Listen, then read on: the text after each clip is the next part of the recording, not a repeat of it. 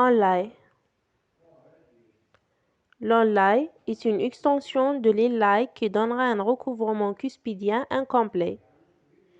La totalité de cette face occlusale n'est donc pas restaurée, ceci va permettre la restauration du dent plus délabré. Principe de préparation. Économie tissulaire, éviction uniquement du tissu carieux, les contre-dépouilles pourront être comblées au composite, conservation si possible des crêtes marginales. La rétention est assurée par la colle. Des parois axiales avec une dépouille de 10 degrés environ, un isthme très large, pas moins de 1 mm pour éviter les fractures. Le fond de cavité principale qui doit être plat pour favoriser les forces de compression s'exerçant sur le matériau qui le recouvre. Des bords occlusaux qui ne coïncident pas avec les points de contact occlusaux. Ménager un espace homogène en largeur et profondeur de 2,5 mm pour les inlays et les onlays en céramique.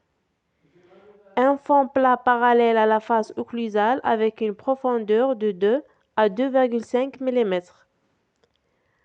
Absence d'angle vif. L'inlay en céramique ne doit pas avoir de bord biseauté car il se casse. Il ne doit pas conserver les parois d'épaisseur inférieure à 1,5 ni les parois fissurées. La limite cervicale est un congé large dont la situation est supragingivale, ce qui permet une bonne lecture du profil d'émergence, une isolation plus simple lors de l'assemblage et l'élimination aisée des excès. Les limites doivent être parfaitement polies afin de faciliter leur enregistrement et leur reproduction sur le modèle de travail en plâtre. Les dents antagonistes ne doivent pas avoir de contact occlusaux statique ni dynamique avec des limites de notre préparation.